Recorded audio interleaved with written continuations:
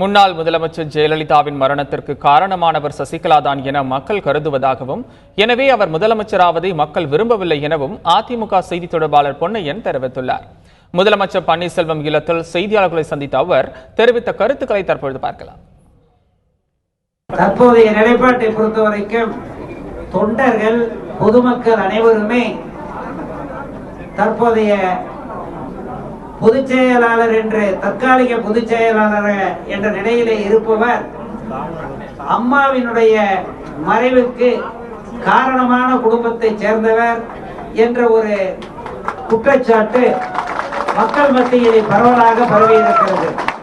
2 கோடி 3 கோடி வாட்ஸ்அப் மூலமாக அத்தனை மக்கள் மத்தியிலும் ஆணித்தரமாக அம்மாவினுடைய மறைவுக்கு காரணம் இயற்கையான மரணம் அல்ல, அது உருவாக்கப்பட்ட மரணம் என்ற செய்தி பரவி இருக்கிறது. இந்த நிலையில் கழகத்தினுடைய தொண்டர்கள் எல்லாம் 95% தொண்டர்கள் எல்லாம் அந்த தற்காலிக பொதுச் செயலாளருடைய பிடியில் இருந்து அவர்கள் விலகிவிட்டார்கள்.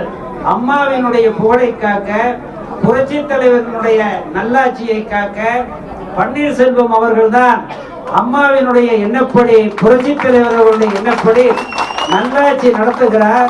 கட்சியை நடத்தக்கூடியவராக இருக்கிறார், தொண்டர்களை மதிக்கக்கூடியவராக இருக்கிறார், எளிமையாக இருக்கிறார். தனக்கென வாழாமல் நேர்மையான தூய்மையான நிர்வாகத்தை, ஊழலற்ற நிர்வாகத்தை நடத்தி வருகிறார். அவர் பின்னால் தான் நாங்கள் இருப்போம் என்று தொண்டர்கள் எல்லாம் சூளுரைத்து செயல்படுகிறார்கள். அம்மாவினுடைய மறைவுக்கு காரணமானவர்கள் பின்னாலே நாங்கள் இருக்க மாட்டோம் என்று தொண்டர்கள் கூறுகிறார்கள், பொதுமக்களும் கூறுகிறார்கள். இந்த நிலைப்பாடு இருக்கிற காரணத்தால் மக்கள் எல்லாம், தொண்டர்கள் எல்லாம் மாண்புமிகு முதலமைச்சர் பன்னீர்செல்வம் அவர்கள் பின்னாலே அணிவகுத்து நிற்கிறார்கள்.